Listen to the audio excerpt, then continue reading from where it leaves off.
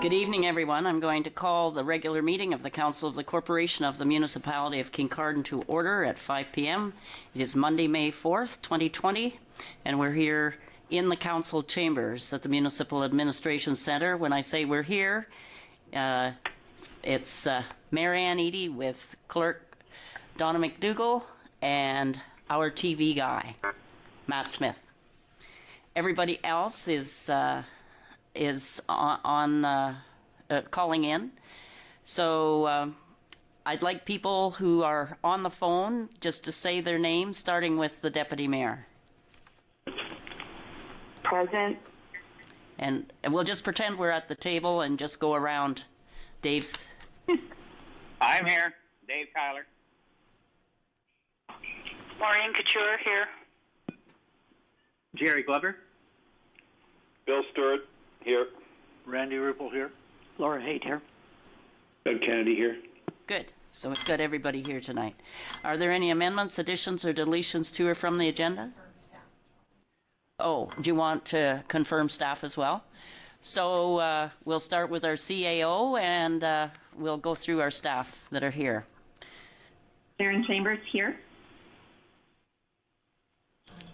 And Donna is here as well. So the rest of senior staff first. Michelle. Adam Weiser. Kevin McNeely. Shanna Bauman. Karen Kiefer. And are there any other staff? I believe we have Jenna Uji here as well. Jenna? Yes, Jenna Uji. I am here. Good. Hello, Mayor Edie. Okay. Glad to have you. Is there anybody else? Okay. So are there any amendments, additions, or deletions to or from the agenda? Hearing none, does anybody have a disclosure of pecuniary interest and the general nature thereof? We'll move to adoption of the minutes from the regular and special meetings of council. It's moved by Jerry Glover, seconded by Bill Stewart, that the minutes of the council meeting held on April 20, 2020 be adopted as printed. Any further discussion? Those in favor? Yes. Yeah. Those opposed? Abstainers? Motion carried. Next we go to notice of motion. Does anybody have a notice of motion tonight? Hearing none, we'll go to consideration of bylaws. 6.1 is the trail license agreement, 568 Hunter Street bylaw. Moved by Maureen Couture and seconded by Randy Ropel that the trail license agreement for 568 Hunter Street, Lot 7, Plan 3M200 bylaw be deemed to be read a first, second, and third time, finally passed and numbered as bylaw number 2020-070. All in favor? Yes. Yes. Any opposed? Yeah, Ann, could I ask a question about this? Sure. Sorry. Do we have a written agreement with, like, I noticed there's quite a few of these. Do we have a written agreement with every one of them? Yes. Basically. Donna, do you want to? Or is Adam going to? Or Adam, do you want to give more detail on this? Yeah, no, that is accurate. So for the most part, I think all other areas are covered where we are encroaching on private land. For whatever reason, this one fell through the cracks, so we're just trying to clean it up. Yeah, okay. I'm just curious. I'd never, I guess I never realized you had to have one with each property owner when it was, a lot in town sort of thing. Yes, I was. Yes, no, that's good. It's good to know. I maybe rushed too fast. I was wondering if you could just read the rest of them, and then we can vote on them all. Are there No, we're doing them all separately. We have to do in them the event that the one comes back, because 6 of them are on the agenda tonight. I believe there's 7, correct, Adam, and there's still one to come later. They haven't been able to get in touch with the property owners at this point yet. Oh, okay. So 6.2 is 572 Hunter Street, the trail license. And Do you want me to do them all? well, I thought you wanted to do them. But don't you have to vote on the first one? Oh, sorry. Sorry, I forgot. I got distracted. We have to vote on that first one, I guess. I thought we did. Okay. Yes. All in favor? Yes. Yes. Opposed? Abstainers? And the motion carried. So the next one, Is moved by Dave Kyler and seconded by Laura Haight, and it's the trail license agreement for 572 Hunter Street, Lot 6, Plan 3M 200, and it be deemed to be read a first, second, and third time, finally passed and numbered as bylaw number 2020-071. any discussion on this one? All in favor? Yes. Yes. Opposed? Abstainers? Motion carried. The next one is 576 Hunter Street. It's moved by Marie Wilson, seconded by Doug Kennedy, that the trail license agreement for 576 Hunter Street be deemed to be read a first, second, and third time, finally passed and numbered as bylaw number 2020-072. Any discussion? All in favor? Yes. Yeah. Yes. Opposed? Abstainers? And that carried. Now we have the trail license agreement 580 Hunter Street. Moved by Bill Stewart, seconded by Jerry Glover, that the trail license agreement for 580 Hunter Street be deemed to be read a first, second, and third time, finally passed and numbered as bylaw number 2020-073. Any further discussion? All in favor? Yes. Opposed? Abstainers? The motion carried. 6.5 is the trail license agreement for 588 Hunter Street. And it's moved by Randy Ropel, seconded by Maureen Couture, that the trail license agreement for 588 Hunter Street be deemed to be read a first, second, and third time, finally passed and numbered as bylaw number 2020-074. Any further discussion? All in favor? Yes. Yes. Opposed? Abstainers? And the motion carried. 6.6 is the trail license agreement for 592 Hunter Street. Moved by Laura Haight, seconded by Dave Kyler, that the trail license agreement for 592 Hunter Street be deemed to be read a first, second, and third time, finally passed and numbered as bylaw number 2020-075. Any further discussion? In favor? Yes. Yes. Opposed? Abstainers? And the motion carried. So, 6.7, now we get to something a little different. This is the Heritage Conservation District Plan, Request for Proposal Bylaw. So this is moved by Doug Kennedy and seconded by Marie Wilson, that the Heritage Conservation District Plan with Stantec Consulting Limited proposal acceptance bylaw be deemed to be read a first, second, and third time, finally passed and numbered as bylaw number 2020-076. Is there any discussion on this one? Or any questions? Is Dave? Is this the bylaw to pass the lakeshore land that where I forget what the agreement was called now? No, this has to do with the preparation of the Heritage Conservation District Plan. We did the study last year, and so the next step is the development of the plan itself.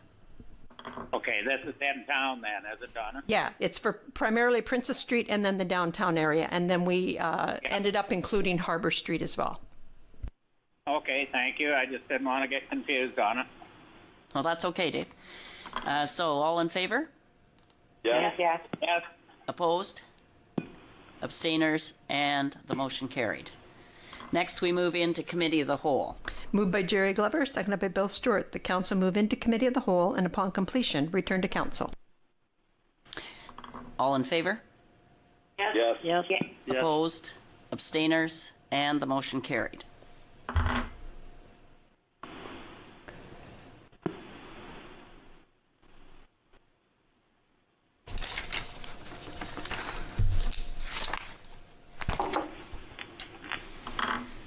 So I'd like to call this Committee of the Whole meeting of the Council of the Corporation of the Municipality of Kincardine to order, and it is 5:09 on Monday, May the 4th.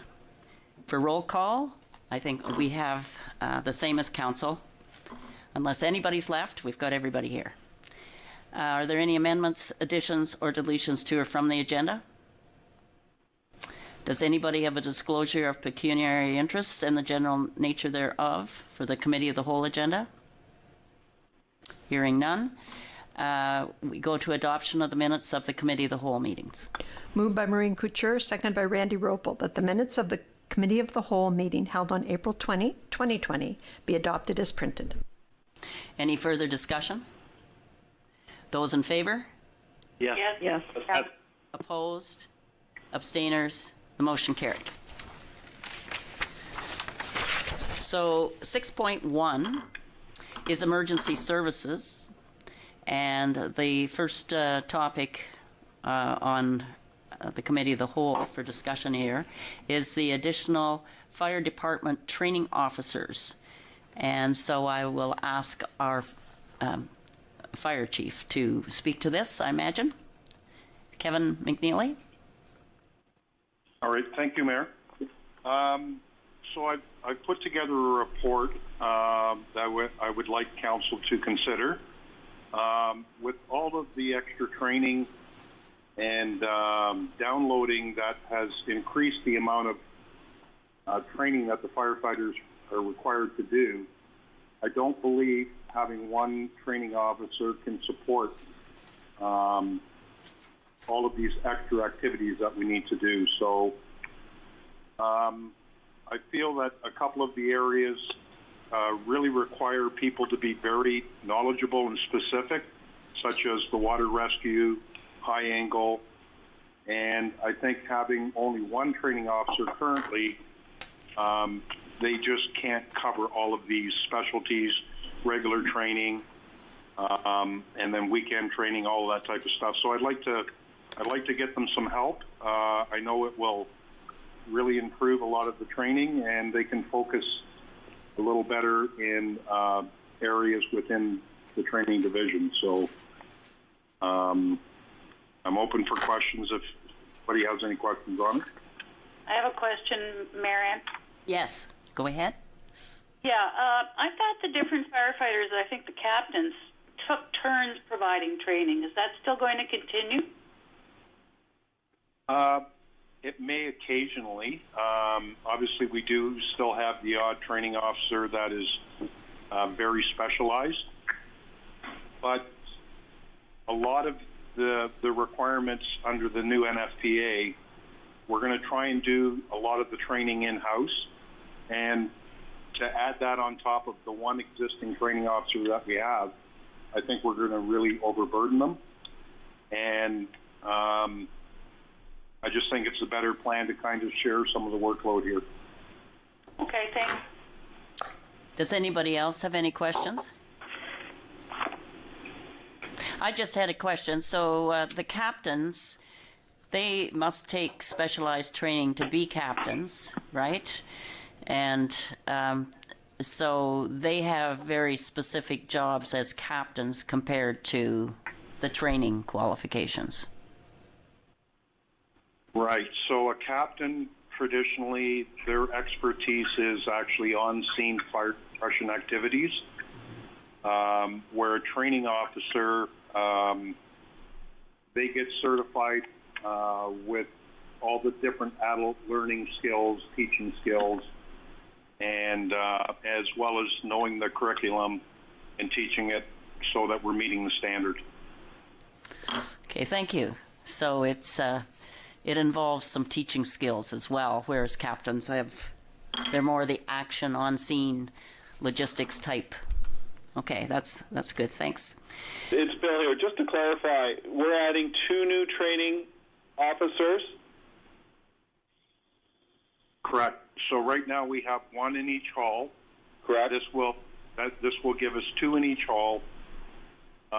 Currently, right now, another problem is if somebody does get burnt out, we don't have any redundancy in place either that we could quickly rebound. So I think having this backup also as an enhancement would keep us a little more seamless.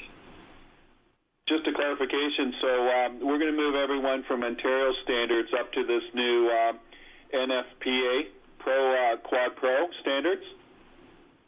We're currently, a lot of it was grandfathered in, but anything new, traditionally what we would do was send people one by one up to the fire college, which is very overburdened at this point, and each department maximum you could get in a course would be 2 people. What we want to do is get a learning contract agreement with the fire college and start teaching it in-house and being able to do larger groups more efficiently. So train the trainers. Excellent. Thank you. I can support this. Anyone else? Okay, so the recommendation is that bylaw number 2008-171, being a bylaw to establish and regulate a fire department in the municipality of Kincardine, be amended to increase the number of training officers to 4 from the current complement of 2. So we did have a mover and seconder, I believe, or? Yes, it's moved by Dave Kyler and seconded by Laura Haight. Okay, those in favor? Yes. Yes. Yes. Opposed? Abstainers? And the motion carried.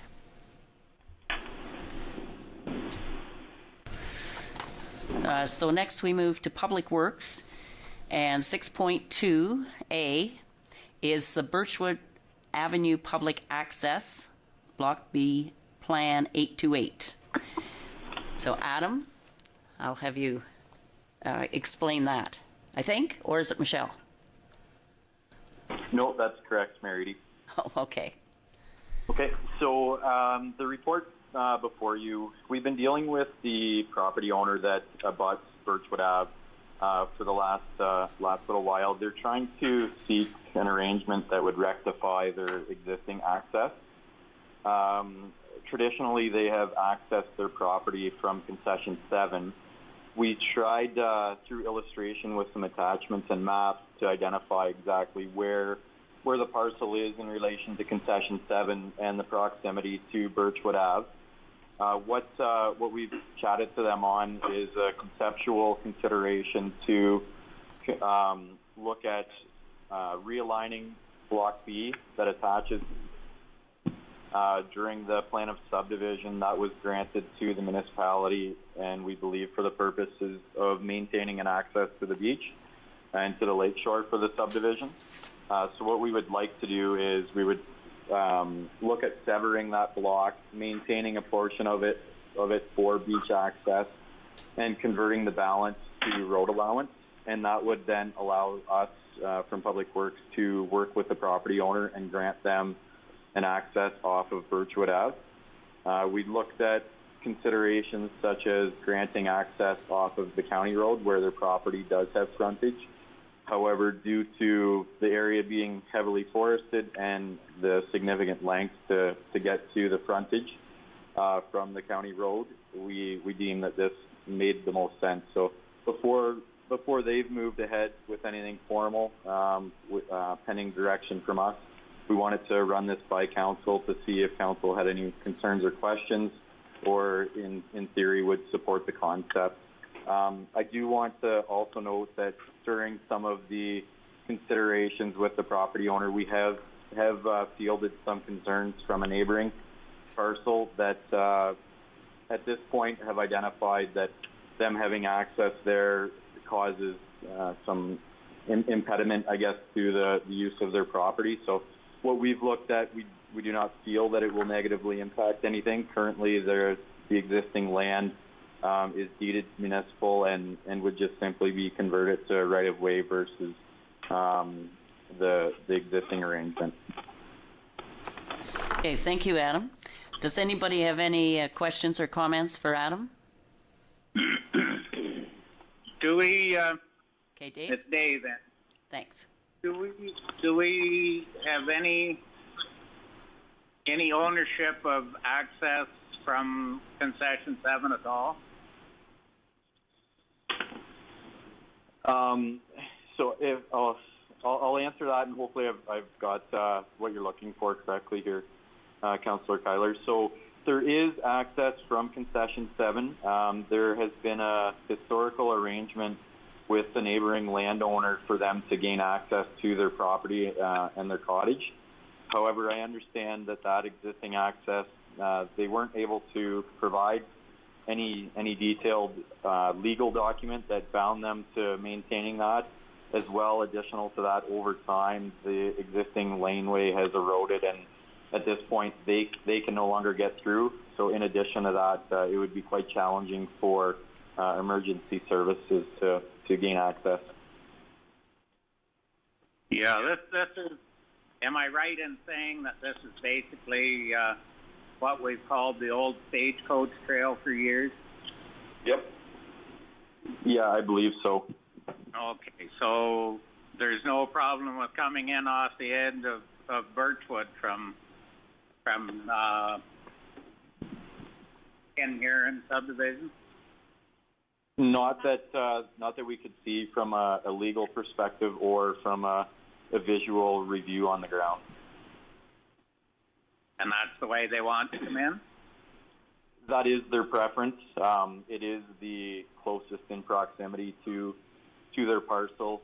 Their development is along the lake shore as opposed to at the top end near the county road, so it does have a lot of logistical sense to it. Yeah, I don't see a problem with that. Okay. Does anybody else have any comments or questions? Bill does. I guess the only question I would have, Adam, is the neighborhood in Kincardine. That's probably where some of the negativity is coming, because if they fully develop this area, there would be a little more traffic coming down through that neighborhood. That's correct? Yeah, that would be a fair concern for them to have. So my thought with that is that if council is supportive of at least exploring this with the resident, is that we would put a survey, essentially an FYI memo out to the neighborhood advising what we're exploring, and request that they provide any comments, whether it be constructive or positive. Okay, I can support that. Thank you. Anyone else? So, Adam, just for clarification, at this time, it's just for the one cottage, or I don't know what other buildings they have on their property. I would just want to be clear on that. Yeah, that's accurate. Just for the one developed portion of the land.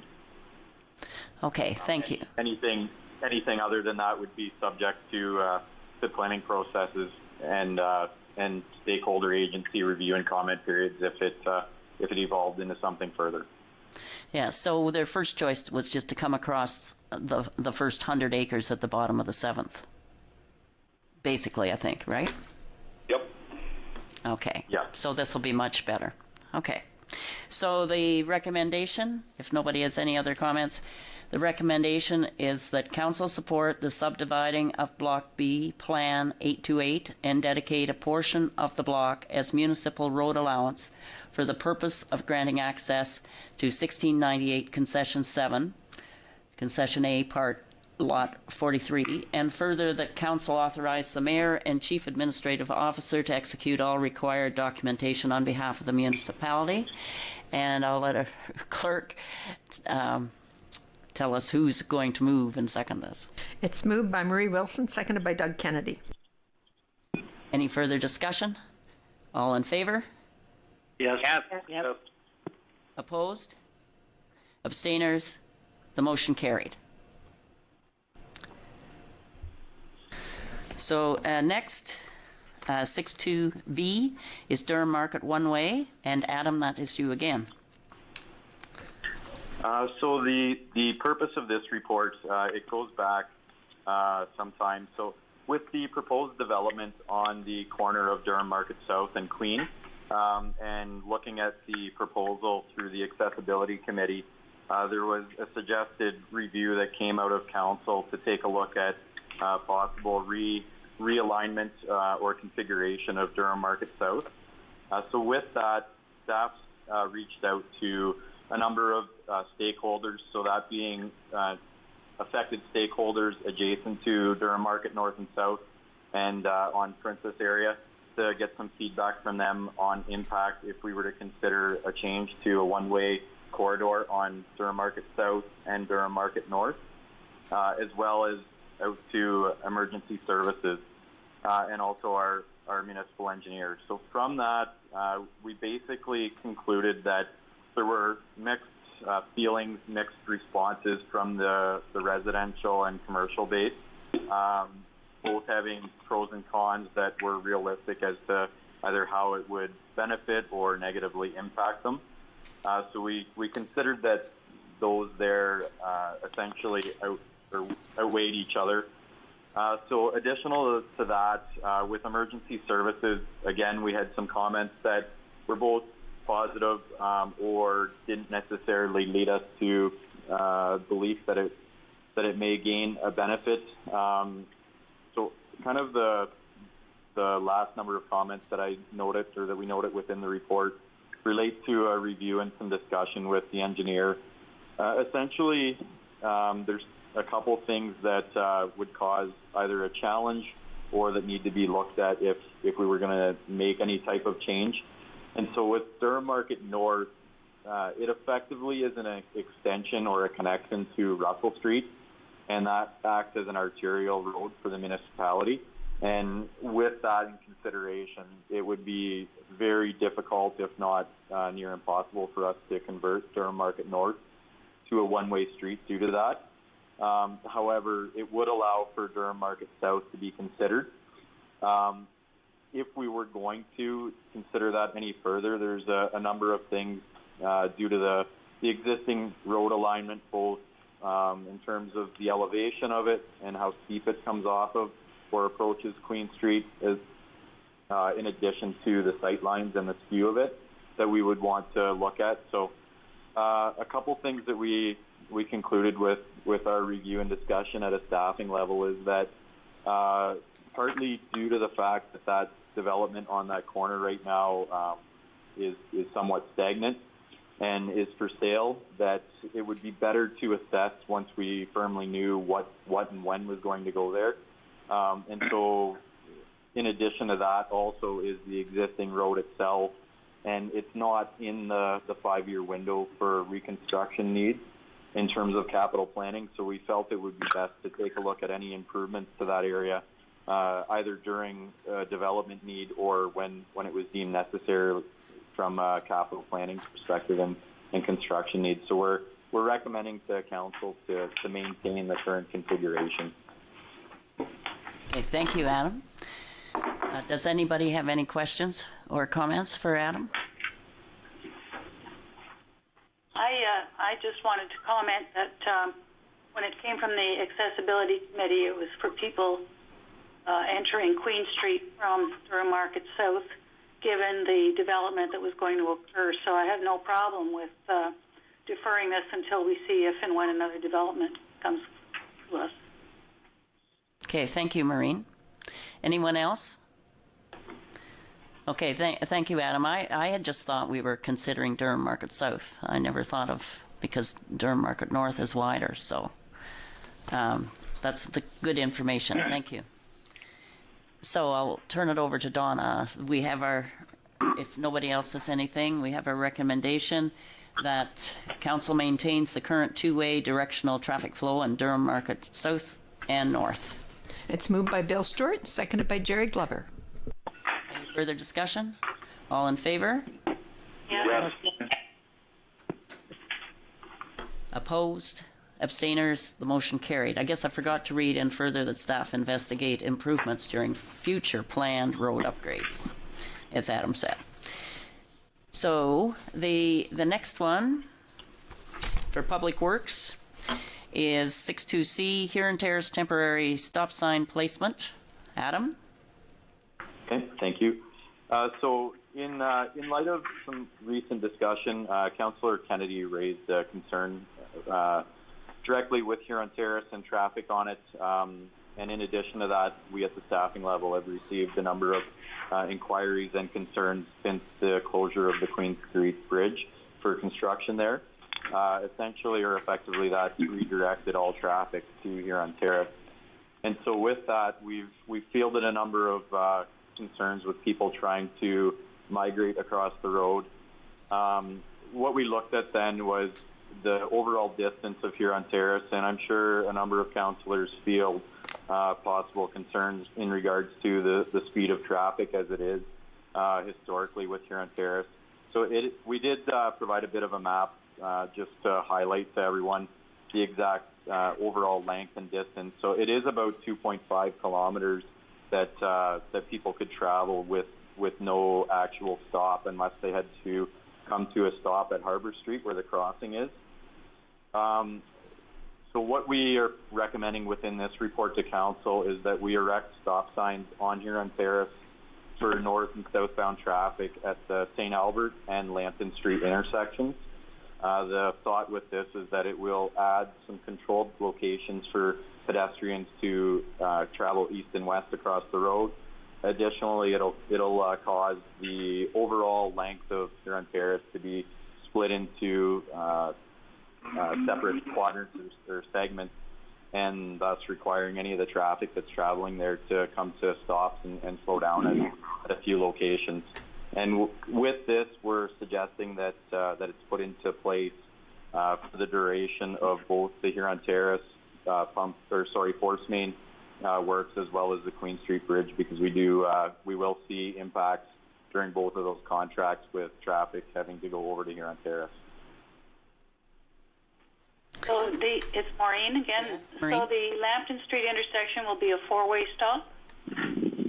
Yes, that's correct. So both, so that would become a four-way stop, and St. Albert would become a three-way stop. Three-way. Adam, it's Laura. Yes, Laura? My question is, if you're at St. Albert, and I just want you to consider this, during the summer months, and assuming that the beaches do open up again, a lot of people use that access down to the beach and park at the top of the hill. And it's a narrow section of Huron Terrace. So my concern is that we're going to have parking at the top near the access to the beach, and then a four-way stop, which sort of really, if there's anything more than just a car, will squish that down to one lane and could be dangerous, and it would be stacked up, if you see what I'm getting at. I would actually lobby for it to be at Gordon or Kincardine Ave because of that access to the beach. Okay. Councillor Kennedy next, if Laura's done. I'm done, Doug. Okay. Yes, Doug? I concur with Laura, just because I walk down that street to the beach all the time, and there is a ton of traffic there. You know, one street over or two would be fine, but I still think we need a stoplight that isn't manual at that corner. I just think the traffic goes too fast. So last week I've been down there numerous times walking and driving, and with that hill there, the OPPs are there a lot, but they can't be there all the time. And I just think once the Phantom Piper starts and different things go on, that I'm just scared that something's going to happen at that corner. So I'd sure like to, I know, Adam, I know you're researching that, so I'd sure like you to bring something back to us with that information as soon as you could, please. Okay. Yeah, no, I'll quickly speak to that, Councillor Kennedy. So on that, the intention of the report wasn't to overlook that aspect of the request. With that consideration, we'll need to take a look at traffic counts. That'll be one of the considerations in terms of a warrant to amend that intersection from the current pedestrian crosswalk to anything greater. And with that'll take a little bit of time, and two, given the times we're in, I'm just a little uncertain on how the traffic impacts could negatively impact that count and result. Keeping in mind that that's only one element of the review too. So. Thank you. Well, I'm with Laura. I'd like to amend that to move it over a street or two. And, you know, I don't mind the recommendation, but I think, like Laura, I think Albert's a little dangerous because of that well-used walkway to the beach from this side of town. So, does anybody else have any opinions on that? It's not. Yeah. Yes, Dave? It's me, Dave. And I think we should do away with anybody parking at St. Albert on the side of the street at all. Put up signs and don't let anybody park there. And with the extra traffic that we have now, it's going to be 2 or 3 times worse than what it usually is. So nobody should be allowed to park there, I don't think. Yeah, I could go along with moving the stop sign from Lambton to Gordon. That would help. That would cut that distance down on the south side quite a bit. You mean from Albert? Over to Gordon, yeah. No, leave the stop sign at Albert and don't let anybody park there. And You move said it from from Lampton to Gordon if you like, but it's, Then they're like 200 yards apart, Dave. I'm not getting why you would do that. Yeah, I think. were you talking? Excuse Were you me, talking, Laura? just a Yeah, sec. I was talking. Well, just a minute, Dave. So Lambton is the other side of the so you come from Harbor and you're going north and you go to Lambton. So that's the distance. Sorry. Yeah. I just want to get that sorry, Dave, I'm having trouble hearing you. I can't hear. Yeah, Dave, can you speak up? Can't hear you right now. Well, There. I got my mouth just about in the phone, so Okay, I can hear you now. leave the stop sign at St. Albert, leave it at Lambton, don't let anybody park at St. Albert, and maybe the police could spend a little more time there because people have been speeding across there for years, and I don't think they'll decide that I've come across there every night this week, and somebody's tailgating me all the way across there, and I'm right on the speed limit. So, no, do away with the parking and leave the stop signs where Adam wants to put them.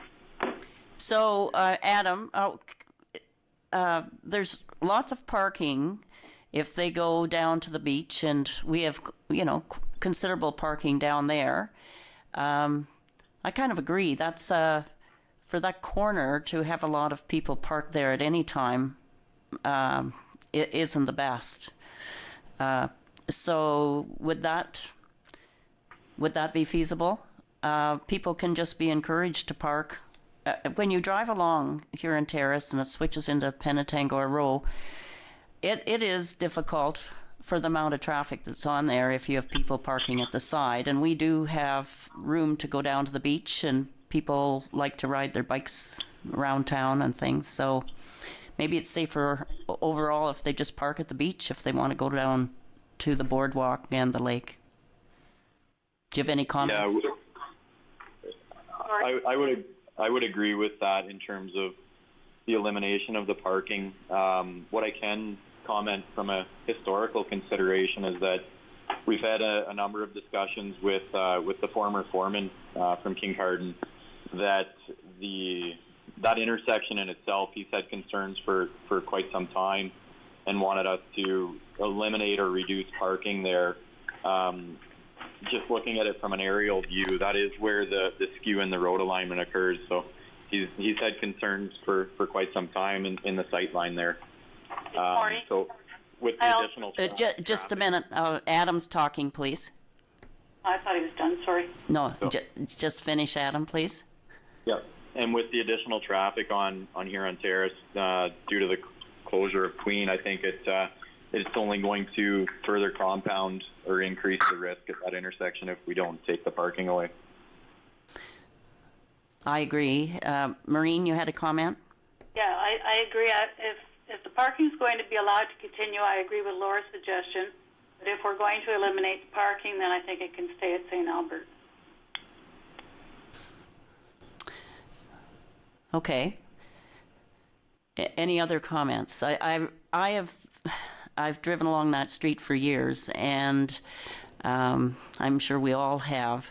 And with the increased traffic, parking along that street has become a problem, especially in that area, until you go down towards the bridge.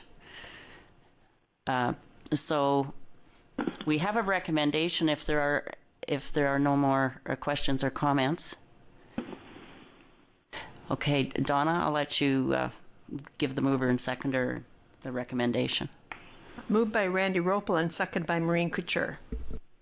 Okay, and the recommendation is that council approve the addition of temporary stop signs on Huron Terrace at the St. Albert and Lambton intersections throughout the duration of the Queen Street closure. And it should be amended to include the no parking now as well. Okay. Yes, please. And so the exact wording, and we'll amend the recommendation to include no parking. Will we just say in the St. Albert Street area, or just along Huron Terrace from Adam? What's your suggestion? I'd say all the way along here in Terrace. Yeah, so there are a number of areas now that do have parking restrictions. Personally, I mean, it's a bypass to kind of the Queen Street downtown area, and does see a fair amount of traffic.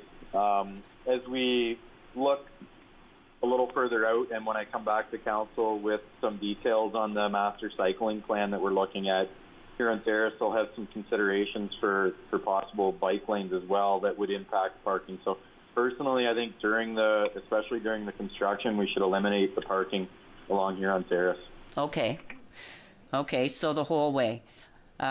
So we'll add that to the recommendation throughout the duration of the Queen Street closure, and parking will be no parking along Huron Terrace.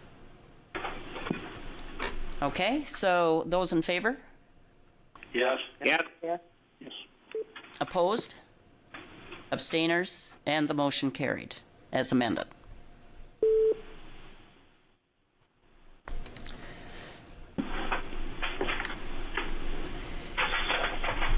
Next, 6.2D is the automated weather observation system that we've talked about for years here. And Adam, I'll turn that over to you. Thank you. So part of the approved capital budget included an AWAS project. The purpose of this is it will provide our air traffic live weather monitoring for their purpose of either flying into or out of the Kincardine Airport. This is phase 2 to the GPS approaches that were installed during the major rehabilitation of runway 1331. So we put this out through an RFP, and we received a total of 4 submissions, and those were reviewed by myself and the airport service provider. With that, we came to a combined high score for approach navigation systems, so ANS. The approved budget was $85,000. Unfortunately, all of these submissions were higher than that, and I believe that was due to having a budget that was too light. What I'm suggesting and asking of council for consideration is that we have had some savings on some of the other capital projects that have closed at the airport that would sufficiently fund this AWAS system and allow us to still complete the other projects. Recently, I'd asked council to allow us to spend to the upper limit of the crack sealing work, and effectively we would just reduce the amount back to closer to what's in the main base contract to allow us to fund this. Any questions or comments for Adam? All right, hearing none. Donna? It's moved by Laura Haight and seconded by Dave Kyler. The council award the contract for the purchase of an automated weather observation system to Approach Navigation Systems, Inc. for their tendered amount of $125,693.54, including applicable taxes. Any further discussion? All in favor? Yes. Yes. Yes. Opposed? Abstainers? And the motion carried. Next is the airport again, 6.2E, and that's the airport food truck agreement. Adam? Okay, so back in the fall of 2019, we had approached council for consideration for a test pilot project with the food vendor, Cheesy Monkey.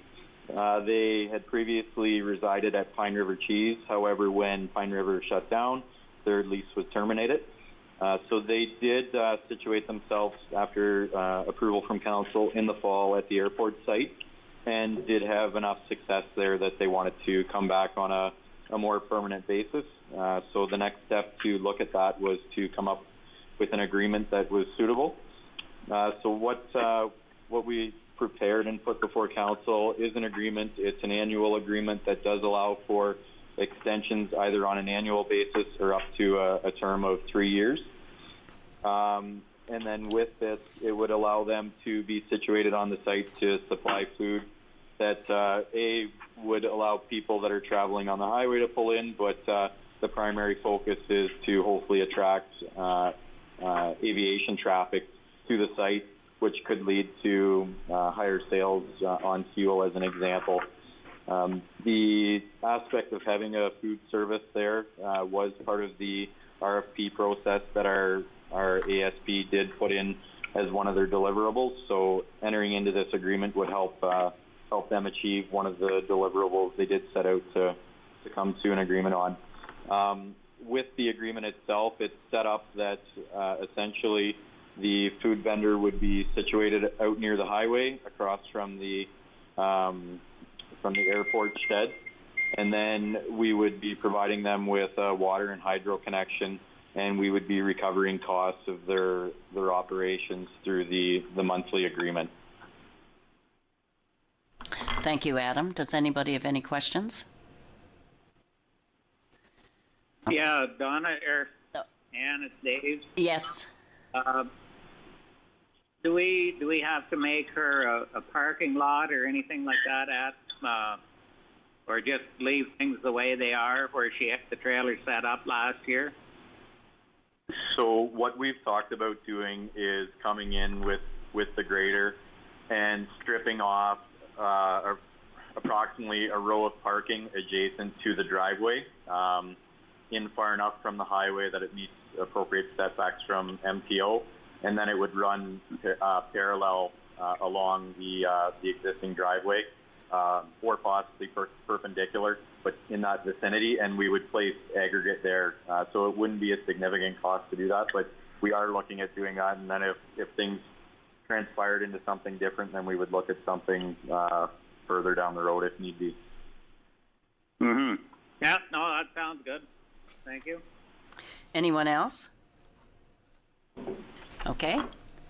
Donna, who's... Moved by Doug Kennedy, seconded by Marie Wilson. The council authorized staff to enter into an agreement for the operation of a food truck at the Kincardine Municipal Airport with the Cheesy Monkey Food Trailer. I like saying that. And further, the council grant relief from the refreshment vehicle bylaw number 2019-008. All in favor? Yes. Yes. Opposed? Abstainers? And the motion carried.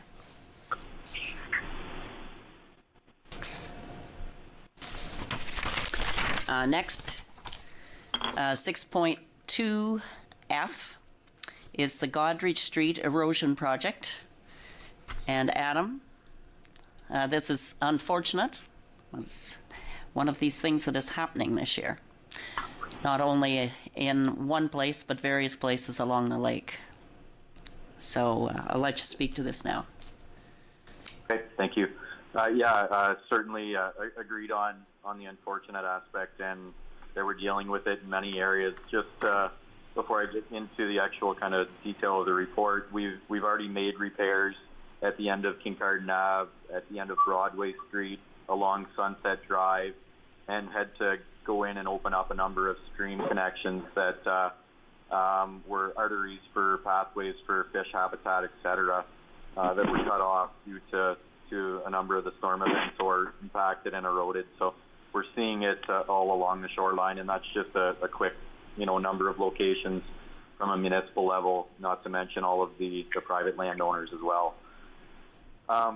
So with Goddard Street, we brought forward to council the consideration to stabilize the first 180 meters as you move south from Bruce Ave within the capital budget.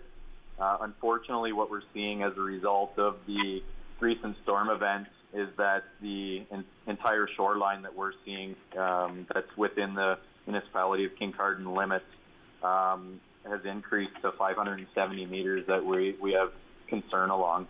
And the reason for those concerns is that we have a number of buried pipes in the ground, whether it be sanitary force main, water main, or storm pipes that either are being impacted or could essentially be compromised, along with the road itself and a portion of the trail network that's adjacent to the lake. So what we had done with the increased scale is we sat down and took a look at the area, including BM Ross as well, to find out where they were at with the planning process and design, and then to effectively expand that out so we could come up with something to bring back to council to consider. What you'll see is that the way the report has been tailored and basically hinging on some conversation that was put into a memo that we provided with the report from BM Ross was that we considered the need to go in sooner than later, and that it was rather emergent, and wanted to expedite the process to do that. While we still consider it a high need and an emergent level, prior to putting the report together, we hadn't had any further consultation with Saugeen Valley. The existing consultation really was around the original project scope. And so we were able to have a call with them on this past Friday. And one thing that we have, I guess, learned through that conversation is that our timelines between now and when we're actually going to be able to get in there to do construction work, beyond possibly placing stone to prevent the loss of any of our assets on a temporary type basis, is that we're looking into closer to probably the middle of June. One of the main drawbacks, or in terms of timeline, is the need to bring in a coastal engineer. And the purpose of the coastal engineer review, while we do understand and agree with why they want them to come in, we were hoping because of the emergent need, they may let us come in and do the repair, and then still take a look at those impacts outside of it. And so what the coastal engineer primarily does is they take a look at, once you've placed whatever the type of solution is to deter erosion to occur, is how does that impact the neighboring parcels. So that being our neighbors from here on Kinloss and our private landowners to the north of the area we're looking to remediate. And so with that timeline stretched out, I am amending the first portion of the motion for council consideration. I no longer feel comfortable suggesting to council to just proceed ahead on a project that's $1.3 million without going out for a competitive bid when we have the timeline to do so. We've got things essentially ready, and we'll have our tender finalized by the end of the week if council is in support of moving ahead with the expanded scope. And we would be able to close that by the end of the month and bring a report back for an award early June, which would still fit within the approval windows. With the financial aspect to this, I am suggesting to council, as opposed to drawing further funds from any of our reserves, to take a look at one of the projects that we have possible concerns due to COVID-19 about its ability to be completed, and also the fact that it's a residential area that we were possibly going to split into two phases. By deeming it as one project versus splitting it into two, it would allow us to only impede and impact the area once instead of two summers in a row, and possibly negatively impact people's enjoyment throughout the summer months. So the project I'm referring to is the Maple Street reconstruction in Tiverton. From a staffing perspective, we certainly recognize the need to perform the project, and so I am suggesting to council that we do defer the portion of construction this year, and we would undertake it all as one project, and it be considered for next year's budget then as a project. There will be some financial savings in doing this. So instead of paying some overheads such as your insurance and mobilization for two separate contracts, it would only be required under one contract, which would benefit us financially.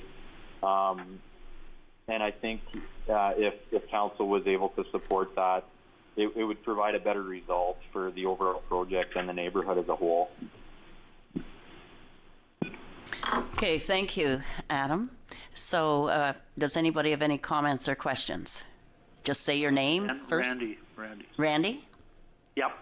Well, first of all, from my perspective, and I've talked to Adam, and I've talked to a few other councillors, I don't have a problem standing aside and allowing the funds that were agreed upon to be put towards this project, as it is a safety hazard, and I think that's the right and proper process to proceed with this project. And on the other hand, I am grateful that Adam has put in his report that he is going to be asking council in next year's budget as a priority that this street in the village of Tiverton be granted top priority to be totally completed. And I think it's a good idea that maybe beggars can't be choosers. I thought if I could get half this year and half next year, that's fine. But I also agree, stopping and thinking about the issue, that it's better off to have it done all at once.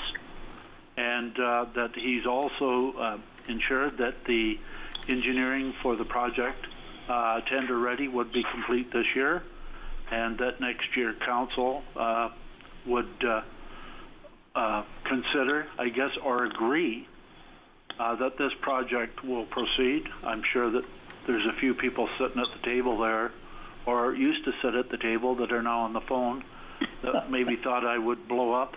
I guess if it's not done next year, I'll save it and blow up then. So, but again, with all due respect, I agree, in all fairness, under the situation and the conditions that we're in, that this is the best method to address this issue. So that's all I have to say. Okay, thank you, Randy. Anyone else? Dave here, Ann. Dave. Dave here, Ann. Dave and then Maureen. Did I hear Maureen? Marie. Okay, Dave and then Marie. Thank you. I agree with everything that Randy has to say there, and I'm quite sure that the good people of Tiverton realize what a safety hazard this is if we don't get at it and fix it as soon as we can. And I will be backing the proposal next year to do all of Maple Street with you, Randy. Thank you. Okay, Marie? Yes, I was just going to say that we don't want Randy to explode next year, but all jesting aside, I think he raises some very good points, and I agree completely with him.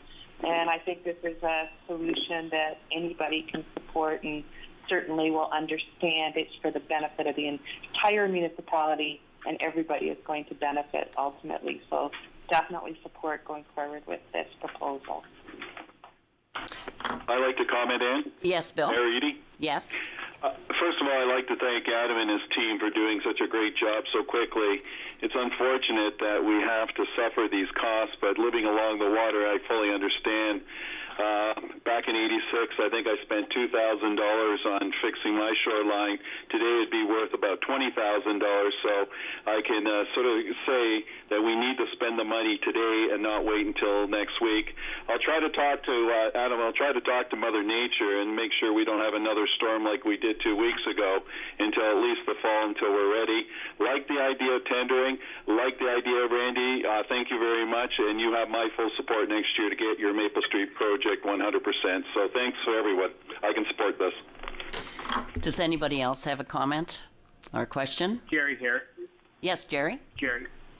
I just want to say that I acknowledge I as well as Randy, have had extensive conversations and did a tour drive-by at the Maple Street in Tiverton from some of the residents there in terms of their concerns. So I totally agree with all the comments on these exigent circumstances, to redirect the funding from the Maple Street to this needed rehabilitation, with the understanding that I know the residents of Maple Street have been living with this awkward street themselves for quite some time. So with the understanding that this will be remediated for them in Tiverton next year fully, I totally support Randy and his and those motions.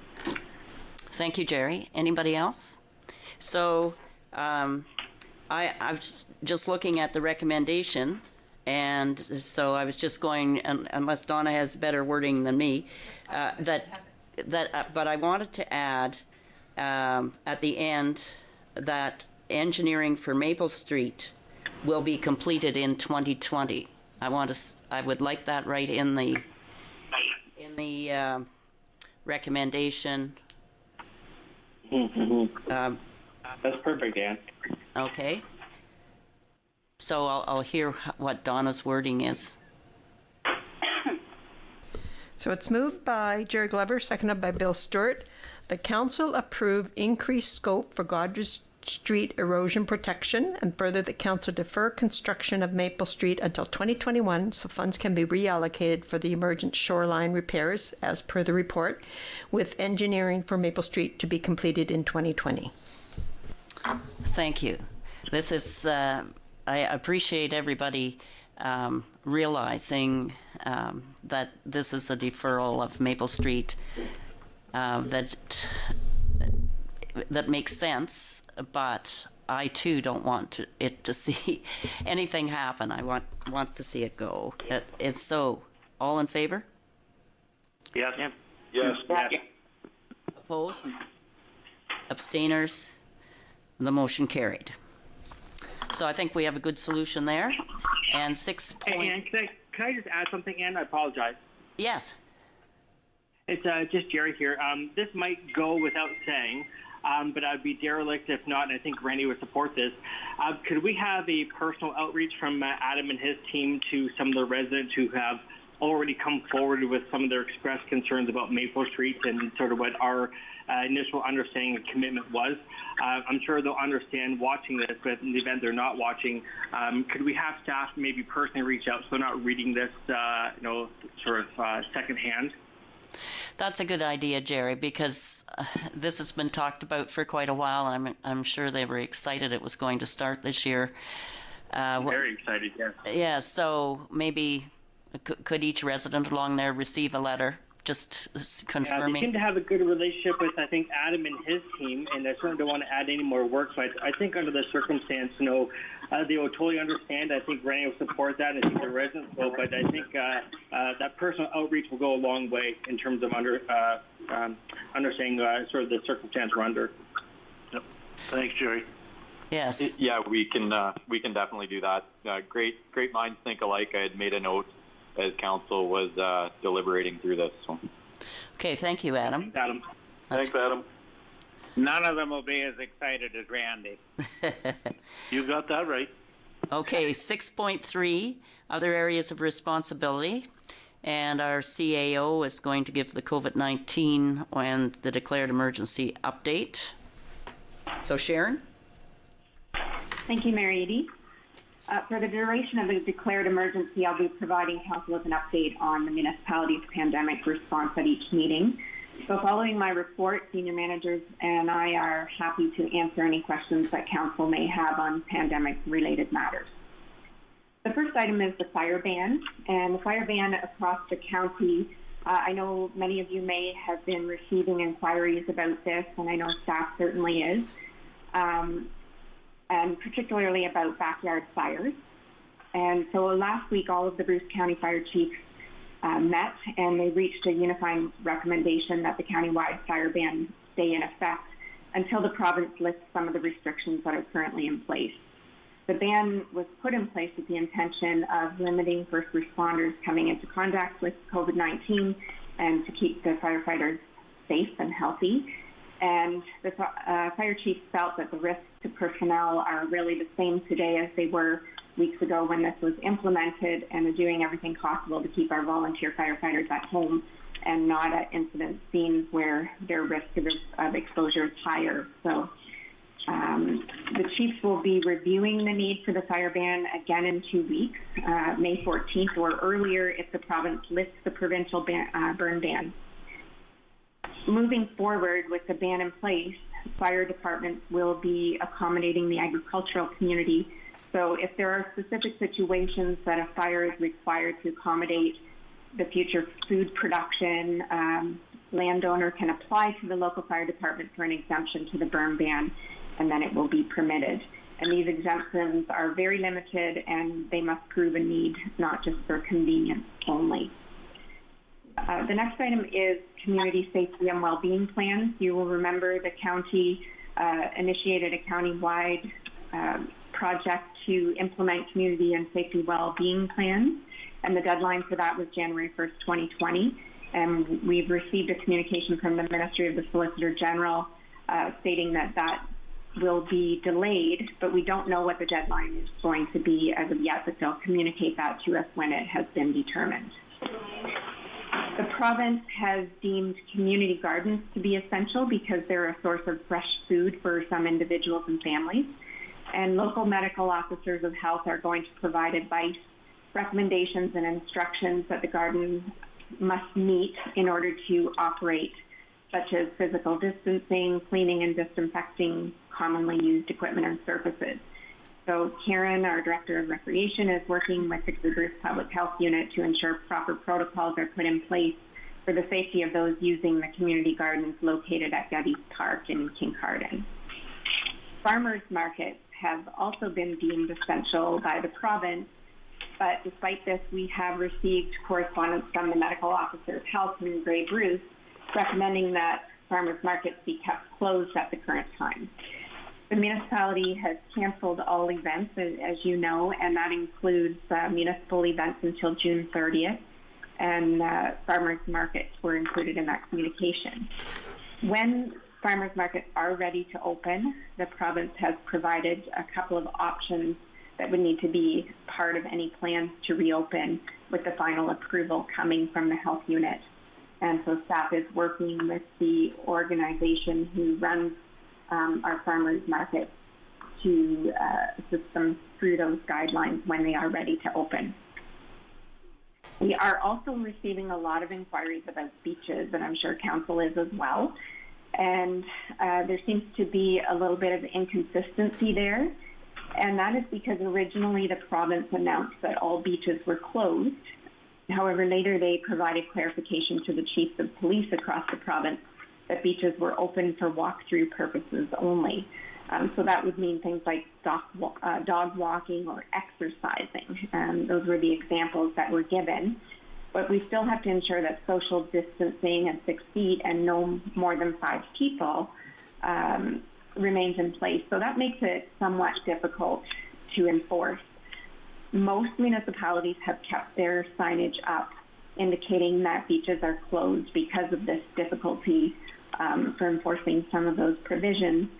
But we're getting a lot of calls about this inconsistency. So we have been speaking with Krista Miller, our detachment commander for the OPP, and we've decided to change the signage at the beach to reflect the province's position and to be consistent with our enforcement ability. So we can monitor the situation, and if we find that people are not adhering to the social distancing and walk-through rules, then we do have the ability to close the beaches at the municipal level and enforce this through the OPP.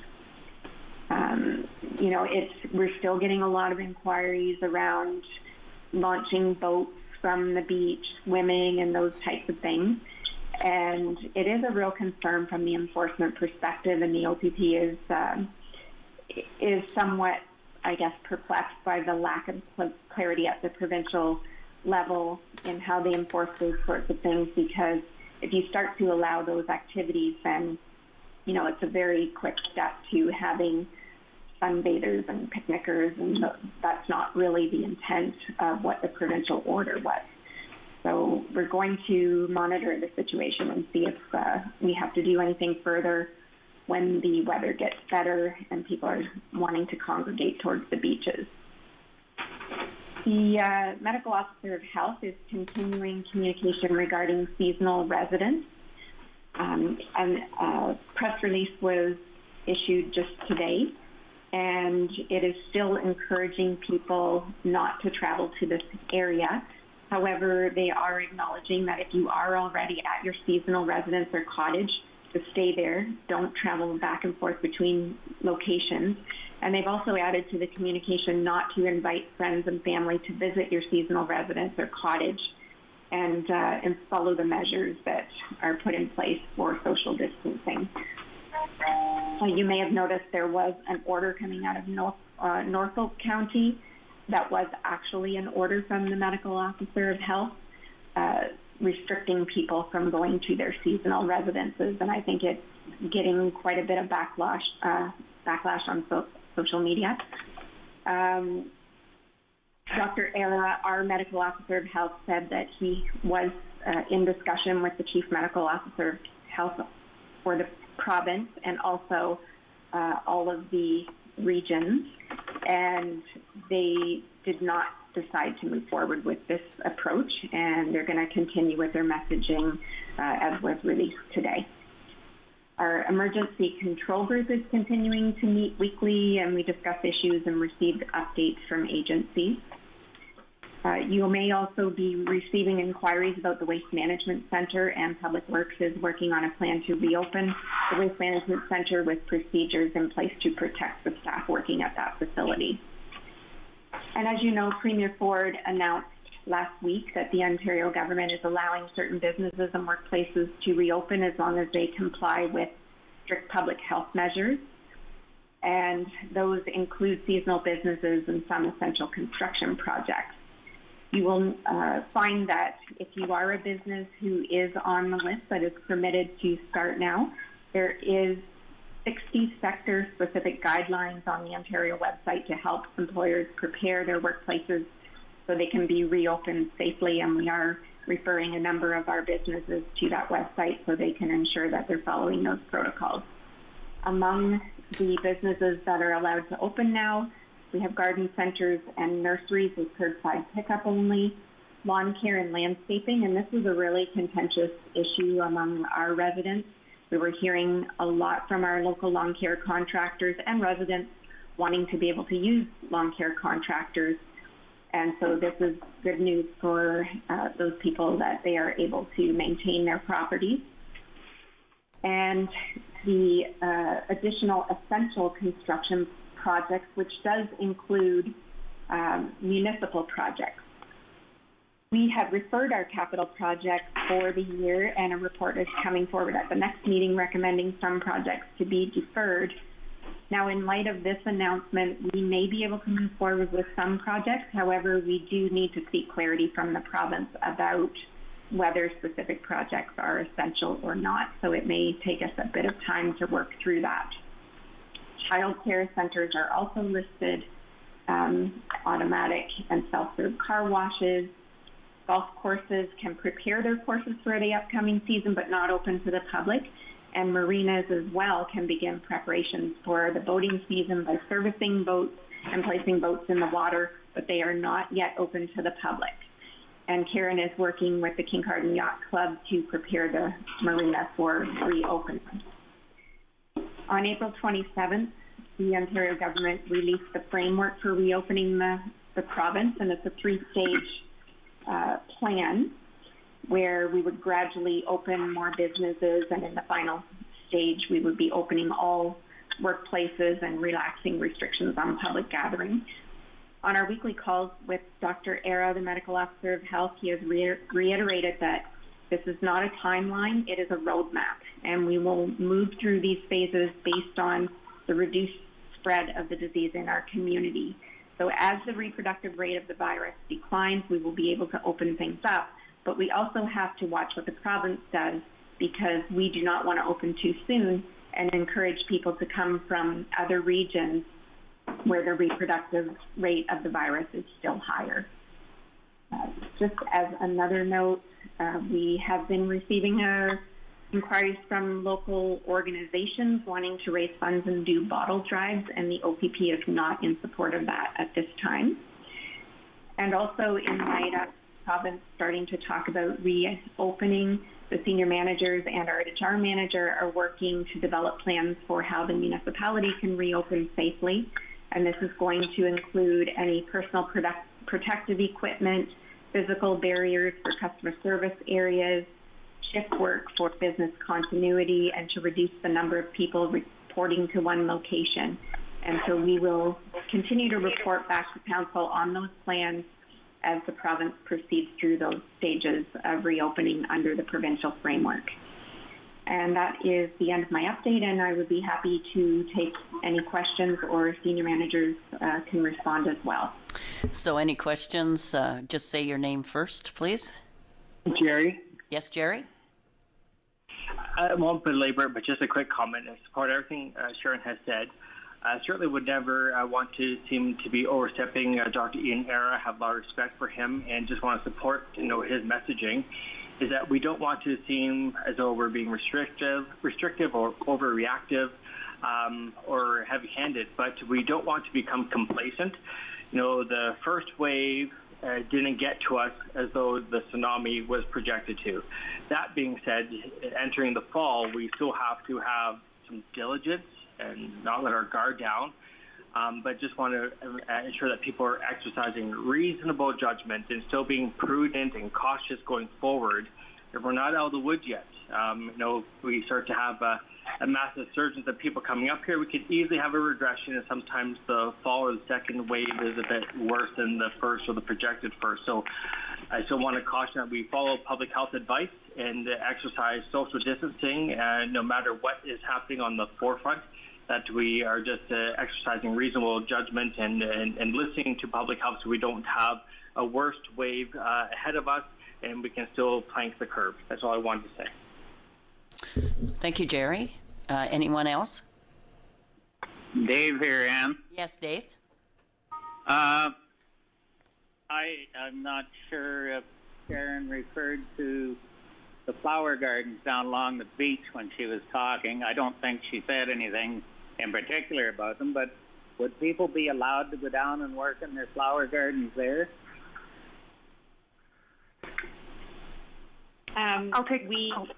Karen, if you could take. Sure. So I guess our interpretation is that the community gardens that we're allowed to open are for food, so the ones at Getty's. The landscaping businesses are allowed to open, but similar to the marina, outdoor amenities are still closed to the public.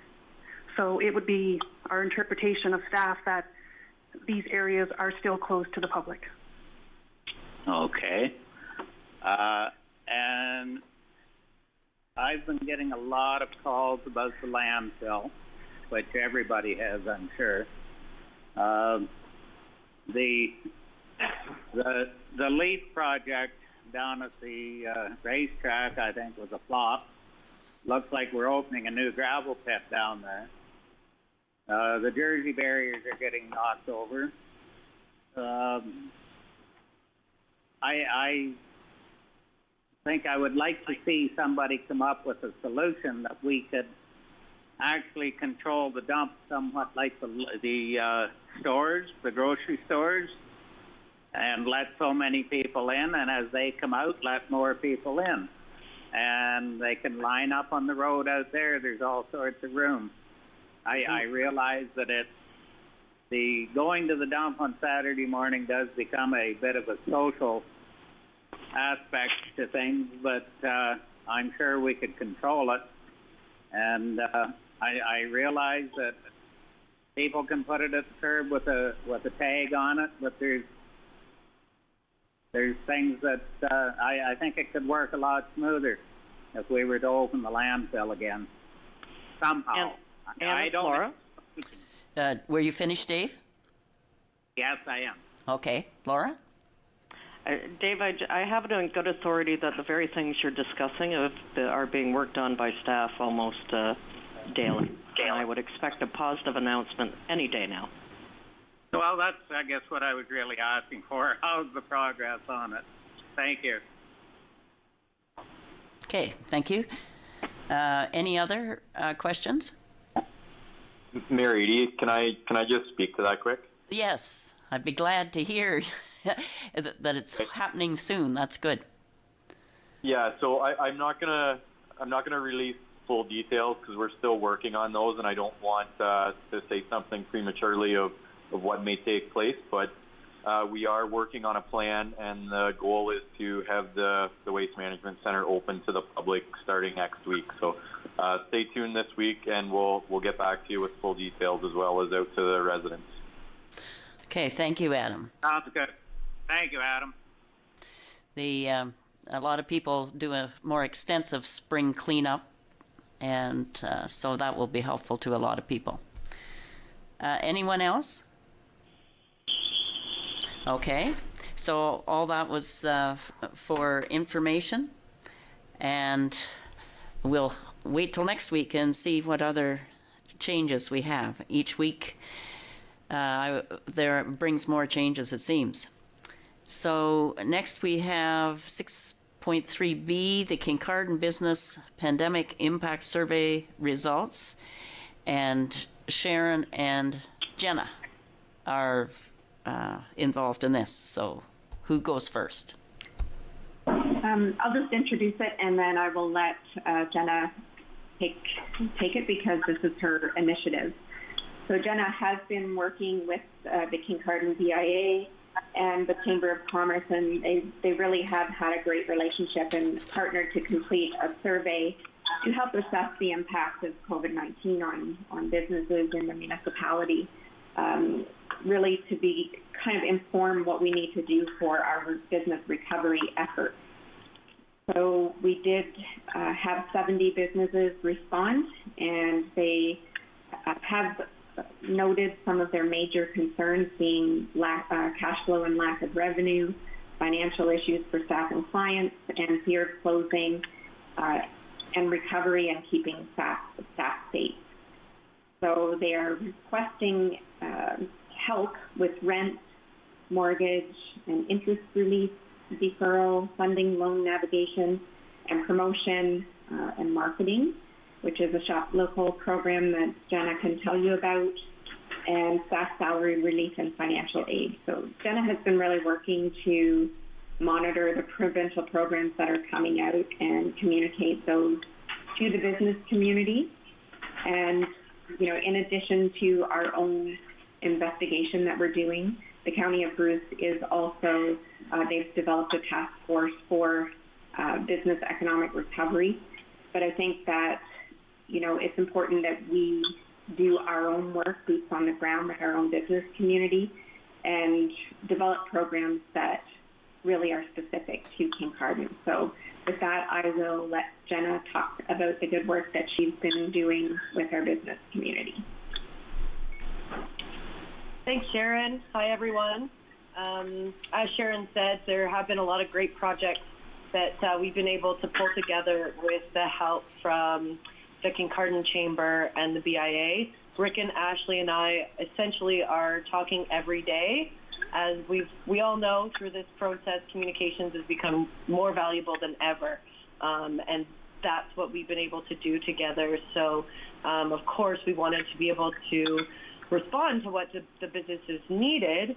And in order to do that, we wanted to pull together our own survey. The county did also do their own survey, but we wanted to get our own information. And we also wanted to know what those actual major needs and major support that the businesses wanted. And it wasn't originally included on the county survey. So we were able to get that information back through the survey.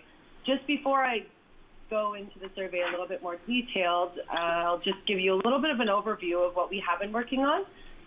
We were able to relaunch investkincardine.com and use it as a place to host all of the business resources, funding, and grants that are available, and then start the open business database. So we've collected and created this database.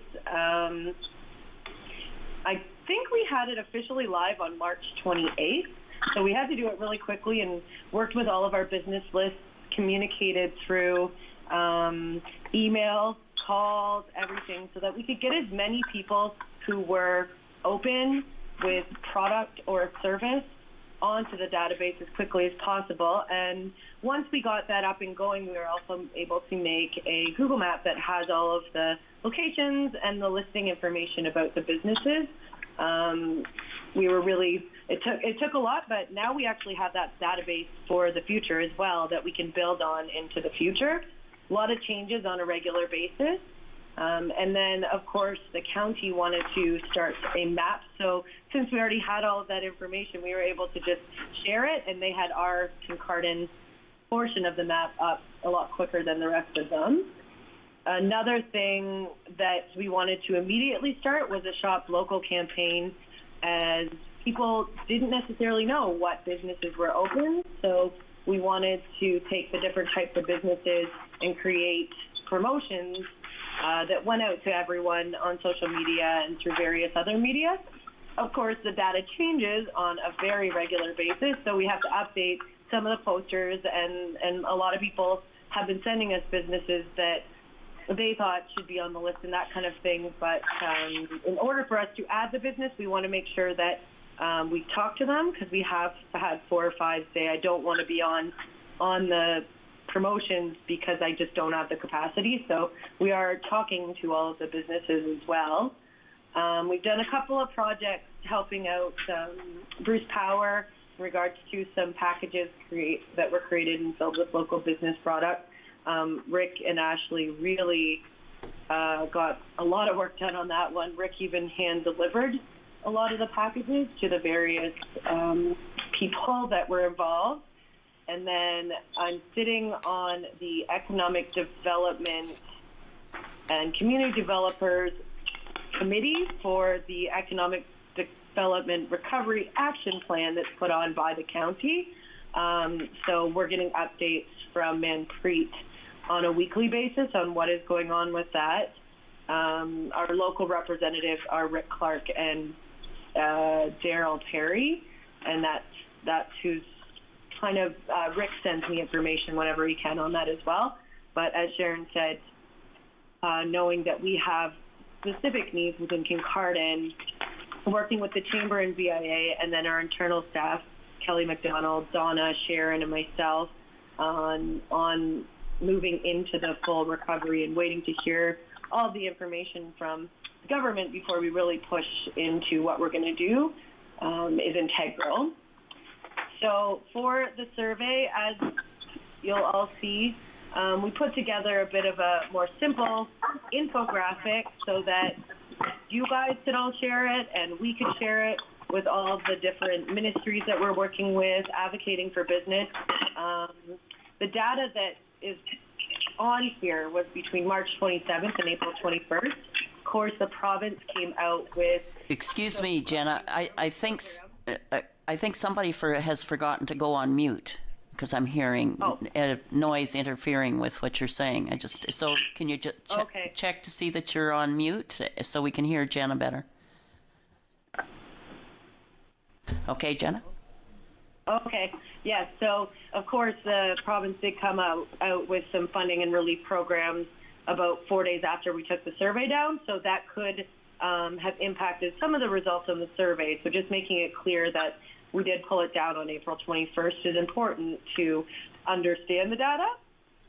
The Chamber and BIA are both working with their provincial and federal organizations to feed this information so that they understand our needs in Kincardine and the business needs of the area at the different levels of government as well. So I'm not going to go through all the detailed data. Sharon did mention the top 5 business support needs and the top 5 concerns for business. These are worldwide at this point, but some of the statistics do show that we're in a bit more of a need in certain areas over others that are different compared to what the Ontario data and even the county data says. So it's good that we do have this information to move forward. That's it, I think, unless anyone has questions. Okay, Jenna, does anybody have any comments or questions for Jenna? Jerry. Janet, Marie, too. Okay, Jerry and Marie. Was there somebody else? Okay, so Jerry first and then Marie. Sorry, Deputy Mayor. I just wanted to mention that I'm really cognizant of the downtown businesses, and some are just reopening the result of tragic circumstances. Some businesses are recently acquired through sale or just trying to make it through their most profitable season. So a comment was mentioned not too long ago about in terms of rent relief or other capacity. I think that we need to continue to step up to support our local businesses, as we have always done. And to do whatever we need to do to maintain the vibrance of our downtown and to support those businesses that have, for a long time, support cultural heritage, support sports and attraction, and who have contributed to the livelihood of those within our downtown core. So I'm supportive of any initiative going forward to support the downtown businesses and those of those employers trying to make it a go and to maintain a flow during these uncertain times. Okay, thank you. Marie? Yeah, so just a couple of questions, and I'm sure, Jenna, this survey includes businesses from all parts of the municipality, correct? That's correct. We sent it out to all of our lists that we have between the three organizations. We also promoted it to everyone we possibly could so that they could fill out the survey. Okay, so that would include businesses from wards 2 and 3 as well, right? Correct. Okay, good. And are you going to be doing another one to sort of update it? Because I suspect this is going to change substantially as we go forward. Hopefully. Yes, that is the plan. That we'll need to do another survey to reassess and look at what everyone is having to say after all of the provincial and federal announcements have been made, because there have been a lot to support businesses. So within the recovery, we will be probably doing, I would say, maybe 2 more surveys just to make sure we're moving forward with the right recovery projects as well. Okay, great. And just one other thing, the pie chart that you have on the 3rd page, I'm just wondering, the 15% that the wedge is green, I'm assuming that's other concerns? Sorry, what page is that? It's 3. Oh, yes, it is. It didn't make it on. That's a correction I should be making. Thank you for noticing. Okay, just wanted to make sure. I figured it was probably the other concerns that are listed. So, okay, that's good. Thanks. A lot of good information here. Great project. Thank you. So does anybody else have any comments or questions for Jenna or Sharon?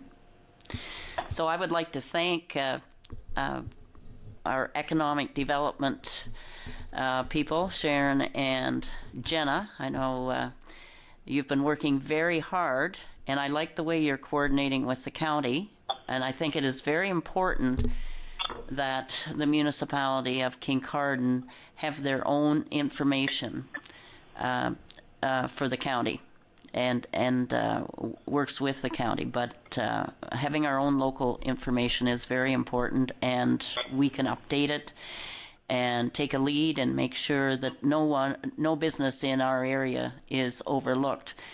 So the Chamber of Commerce, it's usually Kincardine and area, which is great. If it slips over the border into Huron-Kinloss, that's fine, because they're all together and support the municipality of Kincardine and Huron-Kinloss as well. So, Jenna, correct me, as I recall, the chamber at any gathering I've gone to doesn't just include the municipality of Kincardine, it includes the whole area along our part of the lakeshore down into Huron-Kinloss, and I've seen the awards. Yeah, that's correct. And for this project, we're promoting all businesses within the municipality of Kincardine, plus the chamber membership, because that takes up the BIA. So the chamber membership, they do have a few members that are outside of the municipality, but for the most part, those businesses don't even have competition within the municipality. So making sure that we're including them is helpful to the public.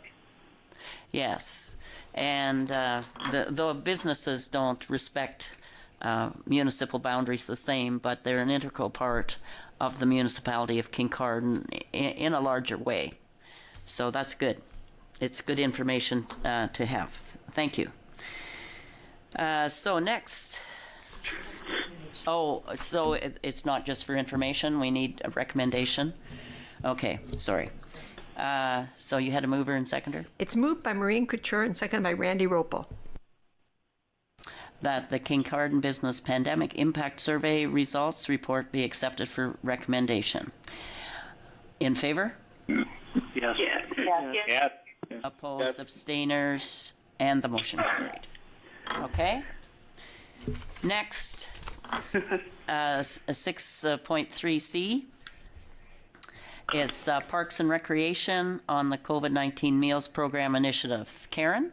Are you still here? I am Mary Edie, yes. Before we get into the report, I would just like to acknowledge that this report is a result of the combined efforts put in by Colleen Gillis, who is the Municipal Recreation Supervisor, and Councillor Doug Kennedy. So at the April 20th Council meeting, Councillor Kennedy raised the matter of providing meals to those in need during the COVID-19 pandemic. Investigation into what is currently being done in the municipality revealed many support systems already in place that are providing assistance to our most vulnerable residents. The research showed there were groups delivering groceries, providing gift cards for food and gas, delivering prescriptions, and providing meals. And the places that were contacted were many, and they included places of worship, the Kincardine Food Bank, as well as community groups in Kincardine and Tiverton, as well as Meals on Wheels.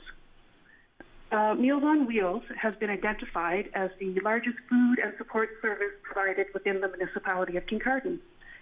Meals on Wheels can provide up to 40 lunchtime meals per day, Monday through Friday. However, currently they are only averaging about 14 meals per day. Therefore, as a result, staff feel that supporting and promoting existing services is the best option to consider at this time for our residents in need. Financially, if the maximum number of meals are delivered Monday to Friday for an 8-week period starting this week up until the recommended period of June 30th, which is 8 weeks, the approximate cost to the municipality would be $12,000. If this is approved by council, the municipal communications team would put together a press release to get the word out via social media, website, newspapers, through our community partner groups, and we could see residents receiving meals as early as this week. Therefore, the recommendation is that council support the existing Meals on Wheels program to provide meals to Municipality of Kincardine residents in need, and further, that council support this program until June 30th, 2020, up to the amount of $12,000, and further, that the situation be reevaluated, prior to June 30th, 2020, to determine if council wishes to continue to support the program based on need and financial considerations for the municipality. Thank you, Karen. And so we have the recommendation. Does anybody else have any comments? Here, I wouldn't mind just adding a couple to it if I could before anybody comments. Sure, Doug. I know I had mentioned about maybe some restaurants being involved because I know financially they've been hit hard because of this, but Roxana found out some information from insurance. Roxana, are you available? I think she left. Oh, you're back again. Yeah, our insurance company didn't really think that was a favorable thing for us to do, is correct, Roxana, buying the meals from restaurants and delivering. Sorry. Well, it's not that they didn't think it was a good idea. It's just they would be a little bit more complicated and require a bit more work. Right, and yes. We'd have to have an agreement in place with the restaurant or restaurants. We'd have to have indemnification because there's risk if, someone were to get sick from the meals, who would be liable. We would probably both be named in a lawsuit. So there's a lot of other factors to consider, unfortunately. So that's why we figured that this option was the best option for us under the current situation. Okay, thanks, Roxanne. I just wanted to explain that to everybody, that we did go through that process, and I appreciate your help in finding out that information. And I really appreciate Colleen's help doing this. She did a lot more of this than I did, reaching out to people. But we've reached out to different organizations and to make sure that we get this information out to the total municipality, north, south, try to, and the screening process will be done kind of through the municipality or myself or somebody before we pass on the names to the Meals on Wheels, and then they'll contact these people.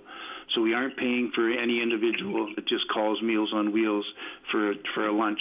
They have to go through the proper process for us to be distributing these meals. And like Karen said, Yeah, the Bruce Inn does the Meals on Wheels. They're doing about 14 a week right now, and I've talked to them. They could do 40 a week, and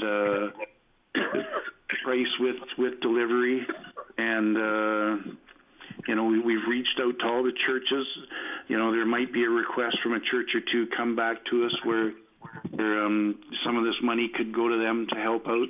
That's something that we would talk to the council before we did anything like that. And just trying to be sure I've got, and I think we're open for questions. Anybody's got questions? Does anybody have questions or comments? Doug, it's Marie. I do. Yes, Marie. Yep. And then I heard somebody else too. Okay, Marie, first. Okay, so just a couple of questions, basically for information. So I noticed that it looks like the maximum number of meals that can be provided is 40 meals a day, Monday to Friday. Does that meet the need that you originally envisioned? 40 meals. To be honest with you, I wasn't sure, but after looking into all the options that we, looked into, Colleen looked into a lot of them, and we just thought this was the best one, the safest one, and to reach out to to individuals that need our help. Okay, so do you have a list already prepared, or is that something that still needs to be developed? A list of people? Names of people that need, that you will be providing meals to.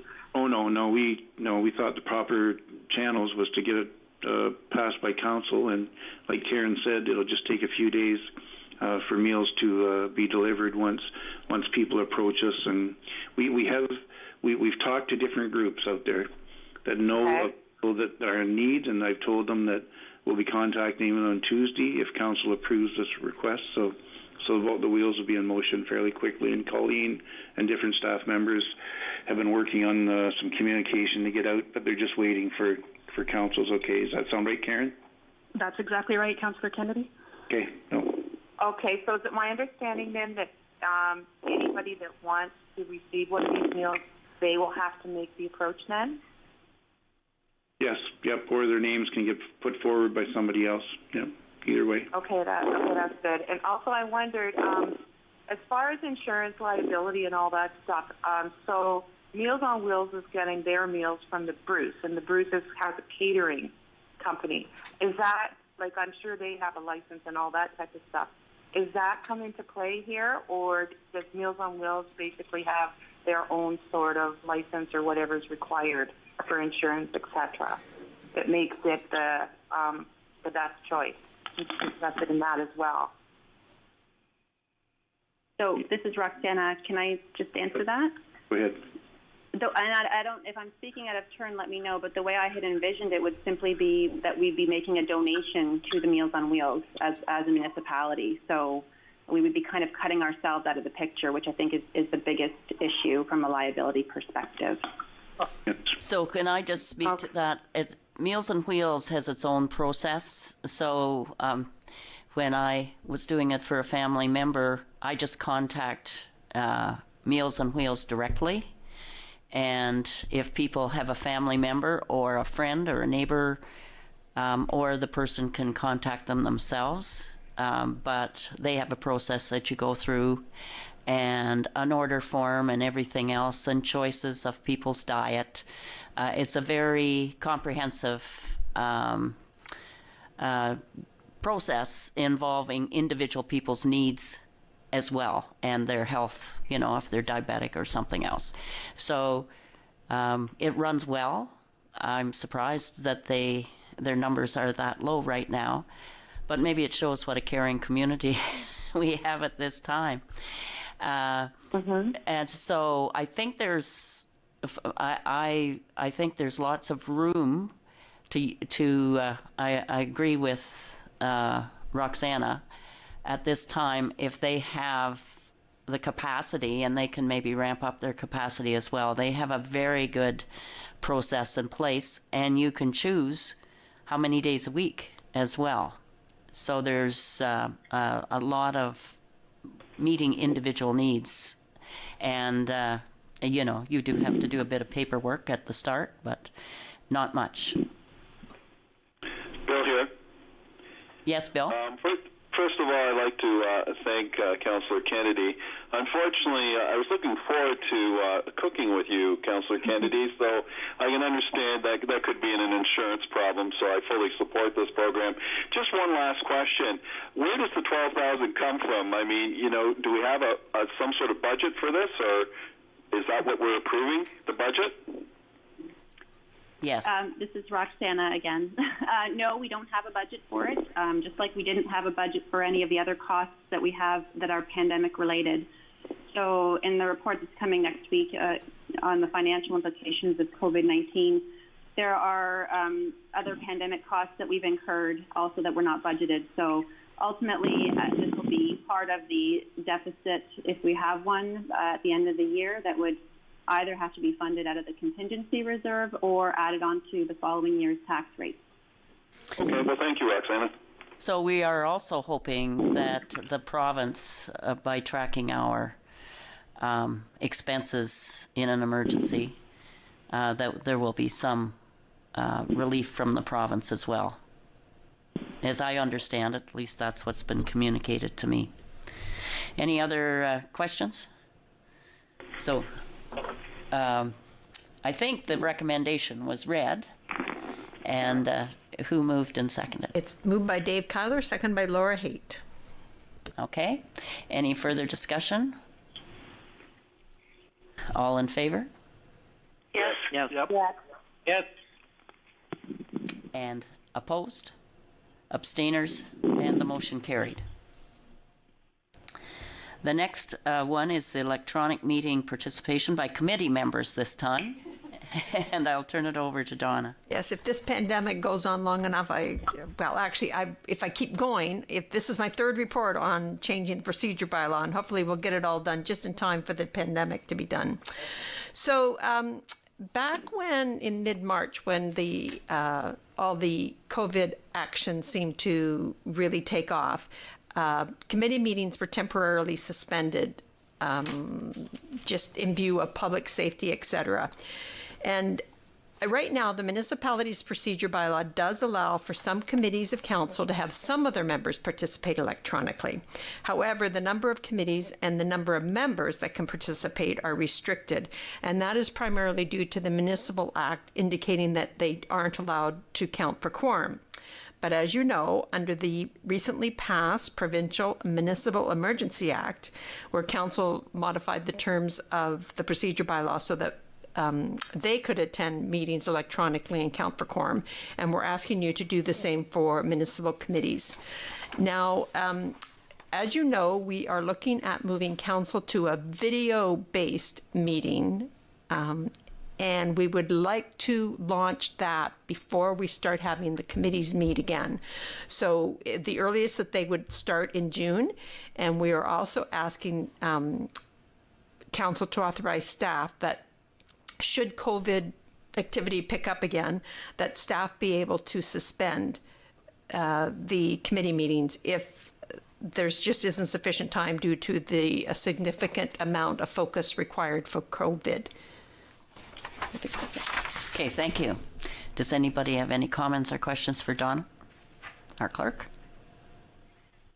Okay, so we'll have a mover and seconder, and the recommendation, if you want to read the recommendation. Moved by Marie Wilson, seconded by Doug Kennedy. The council amend procedure bylaw number 2013-161 to modify terms for electronic meeting participation by committee members during a declared emergency, and further that staff be authorized to suspend committee meetings where circumstances warrant in consideration of COVID-19 issues. Any further discussion? All in favor? Yep. Yes. Yep. Opposed? Any abstainers? And the motion carried. So next is County Council update, and a bit from me as mayor. I just wanted to, just a sec, I'll have to get back here. Yes, so the major concern at the county has been keeping COVID-19 out of Bruce Lee Haven and Gateway Haven. We have very dedicated staff at both long-term care homes. We also have the expertise we hired last year and who will be there until the end of 2020. So far, there were a couple of staff, I think, that tested positive. And of course, with the direction from the province to do further testing, that will go on and until we have all the patients and staff tested, and they're working on that now. And so more information on the provincial government action regarding long-term care can be found on the consent agenda. And our county IT staff, just as was mentioned, I think, earlier, are warning us all to be vigilant for cyber criminals who have become more active than usual and taking advantage of the COVID-19 crisis. So at the county level, that was the warning to us and, of course, to everybody else, and also our own residents. Just be very careful with your emails and accounts and everything. That you aren't opening up something that it looks vaguely familiar, but there's something just not quite right. I've had a couple this week, so I just delete them. Then this last week on a call, we received a message for everyone from our South Bruce Grey Health Centre President and CEO, Michael Barrett, and I'll just briefly give it to you. All hospital emergency departments are open. Do not ignore any other health problems you may have. We've been so focused on COVID-19, so don't ignore any other health problems. If you have symptoms that are persistent or unusual, go to your nearest emergency department to be checked out. They don't want, our doctors and health people don't want you neglecting your overall health during this COVID-19 crisis. And at Emerge, of course, you will be screened at the door, and there is complete separation between anyone with COVID-19 symptoms and those with other health issues. Also, your own medical doctor is available for regular appointments as well. I do want to thank the local doctors who were proactive at the start of the COVID-19 crisis. Especially, the one thing I've been hearing about is that they quickly devised a plan, I'm sure with their staff, to better protect their patients in our local long-term care and retirement homes. And that's before, any definite directions were in place from the province. So we appreciate their efforts. As Sharon mentioned, we had Dr. Era's updated communication today. I just got reading it before council. And we are going to continue, and as she mentioned, the mayors have been discussing this, we are going to continue following the strong recommendation of Dr. Era, our local Grey Bruce Officer of Health, that due to COVID-19, all non-essential travel into and out of Grey Bruce areas to be avoided. And of course, when our local and provincial health officials decide that non-essential traveling into Grey Bruce and out of Grey Bruce is safe once more, everybody can catch up on their vacation time and visiting. Hopefully it comes sooner than later, but right now we're following his advice. So everybody, by following Dr. Era's advice for Grey Bruce, you are doing your part to protect the health of your family, neighbors, and friends. So we will be communicating the latest updated communication from Dr. Era and the Grey Bruce Health Unit to all our residents. And what else did I have here? Yes, so the Mayor's Challenge, the warmer weather has arrived, and children and teens can enjoy their backyards more, as well as continue to do their homework. So I appreciate all the good things children and teens have been doing, and I'm going to declare the Mayor's Challenge ending this Friday, May 8th, and thank you to those participants. And as I said, the Mayor will have a personal, it comes out of my personal funds, something for those participants. So that's all I have tonight, other than, as Roxana said, she will be updating. I've been getting a few questions on this. How much is COVID-19 costing? And so she will be updating us next week. And the OPG final payment, she will be giving us information on that. That we had received over the years, and of course the DGR agreement, the hosting agreement, has ended. So we'll wait till next week for updates on that. So next on the agenda, we move to the consent agenda. Does anybody have anything from the consent agenda for tonight that they'd like to pull out or draw our attention to? Okay. I did want to draw the public's attention to the considerations. That's according to what I have here. It's 7.2B, and then there's L in B, if I've got it right. But it's considerations for the public on wearing non-medical masks. There's a very good summary, and it took me a while to get a mask, and our CAO was very kind to find one so that I could wear over to my mother's. But you have to wash them a lot, so I did manage to get one this week.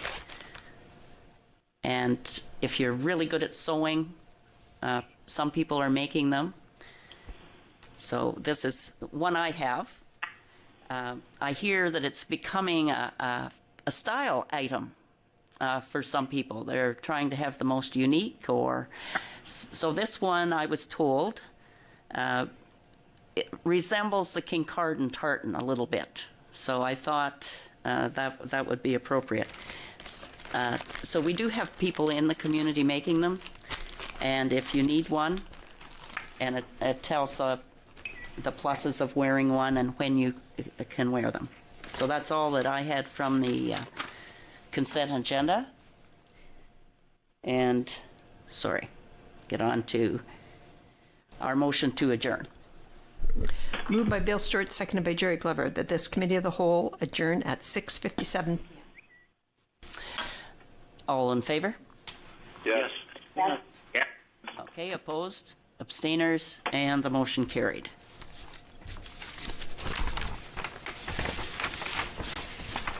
So I'll get back to the council agenda. So we have matters arising from committee of the whole. First one is the consent agenda, and it's moved by Maureen Couture and seconded by Randy Ropel. All in favor? Yes. Yes. Yes. Opposed? Abstainers, and the motion carried.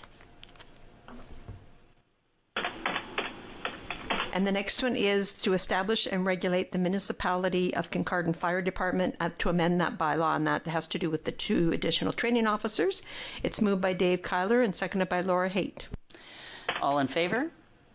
Yes. Yes. Yes. Opposed? Abstainers, and the motion carried. The next one is Birchwood Ave Public Access, and it's moved by Marie Wilson, seconded by Doug Kennedy. All in favor? Yes. Yes. Yes. Opposed? Abstainers, and the motion carried. Durham Market One Way. It's moved by Bill Stewart and seconded by Jerry Glover. All in favor? Yes. Yes. Opposed? Yes.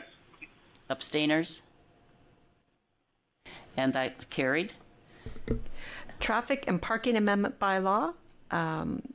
And this will now be amended to include no parking on Huron Terrace. And it's moved by Randy Ropel and seconded by Maureen Couture.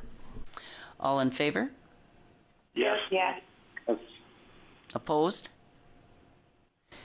Abstainers? The motion carried.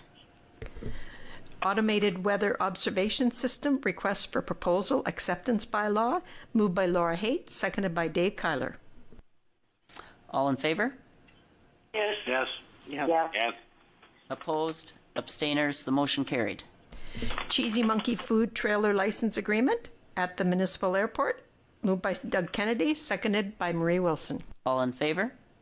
Yes. Yes. Yes. Opposed? Abstainers? The motion carried. Godred Street Erosion Project, and it's moved by Jerry Glover and seconded by Bill Stewart. All in favor? Yes. Yes. Yes. Opposed? Abstainers? The motion carried. The Kincardine Business Pandemic Impact Survey results, and this just accepting the report for information. It's moved by Maureen Couture, seconded by Randy Ropel. All in favor? Yes. Yes. Yes. Opposed? Abstainers? The motion carried. COVID-19 Meals Program Initiative, moved by Dave Kyler, seconded by Laura Haight. All in favor? Yes. Yes. Opposed? Abstainers? The motion carried. And last but not least, the Municipality of Kincardine Procedure Bylaw to allow committee members to attend electronically, and it's moved by Marie Wilson, seconded by Doug Kennedy. All in favor? Yes. Yes. Yes. Opposed? Abstainers? The motion carried. And that's it. So next, for matters arising. So the next we have members of council general announcements, and I'm going to do it differently today, and I hope I remember next week. I'm going to start with Councillor Glover. If he's still here. Are you still here? I should just start with me. I was just putting my son to bed. But more importantly is that I just want to say that I appreciate all the staff and all the long-term care homes and want to give a shout out to the County of Bruce in the recruitment of the new CAO. And with this, and I know she hasn't started yet, but coupled with this current pandemic, the person coming on that side of the County of Bruce as a CAO is going to be well positioned as a long-term care administrator, and the county has really stepped up and been really responsive with primary care in the hospital in terms of this round of swab testing. I also want to pay recognition to Dr. Lisa Roth. Typically, I would not use this forum to recognize essentially my bosses. But Dr. Lisa Roth is the corporate site chief of South Bruce Grey Health Center, and to all the points that the mayor has alluded to previous, is that Kincardine proper has been about a week ahead of all projected curves in terms of our level of response, and that in whole is at the feet of Dr. Lisa Roth, working in collaboration with public health, but it's local doctors who made it happen in advance of the direction. So just want to recognize long-term care homes, the county, as well as Dr. Lisa Roth. Okay, thank you. So, next, Maureen. Just everybody, do not get excited about everything opening up and continue to be careful, because I don't think this is going to be over for a little while, and I don't want to see a resurgence. So be careful. Thank you. Dave Kyler. I just agree with everything everybody is saying, and like Maureen said, I apologize. Maureen said, don't leap into things too fast. Just study everything and be safe. Okay, thank you, Dave. And Marie Wilson.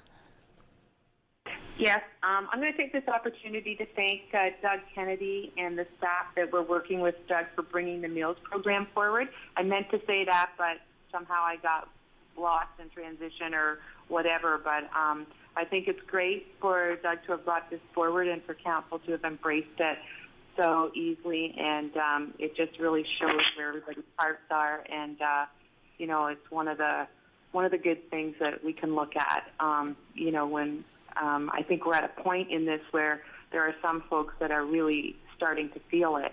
And that definitely, hopefully, will help bolster some people's spirits. And anyway, just a big shout out to everyone to stay strong and stay safe. Thank you, Marie. So we've heard from our Deputy Mayor. Next, Doug Kennedy. Okay, just a couple things. Shop local, and I'd like to thank somebody, Amy Van Meederen. I'm not sure, Amy. Sorry, I butchered your last name. But she's a really good employee at the Davis Center for quite a few years. She's taken a job a little closer to home, and we'll miss her. And welcome Colleen Gillis back, who was really instrumental in this program that we put forward with Meals on Wheels. Good to have her back from maternity leave. So, anyways, that's it. Thanks. Okay, thank you, Doug. Laura Haight. Anne, I'd like to say I've mastered making cinnamon rolls. I think I'm too old for your mayor's challenge, but it is a skill I have acquired. That's good. Secondly, this Friday at 7 o'clock on the Huron Shores Hospice page is their trivia night. So there's no cost to this. It's just for fun. And if you tune in to their Huron Shores Facebook page at 7 o'clock, it's trivia for hospice. And then finally, to all the mothers in the audience, have a great Mother's Day on Sunday. I know it's going to be socially distant, but I hope it's rewarding nonetheless. Thank you, and I too need to drop off a contribution for the trivia night. I think I've got the right occasion, so I must. If it doesn't arrive tomorrow, I don't hesitate to remind me. Okay, thank you, Laura. And next, Randy Ropel. Yep. Thanks, Anne. To all the people that sit at that table of knowledge, and to all those people out there that put us there, I want you all to stay safe. And just a quick little remark to the CAO: be careful how you wear your bagels.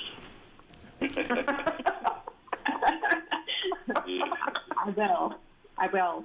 I'll glue them tonight. Funny guy. I'm dying to say that all night, Randy. Yeah, I know.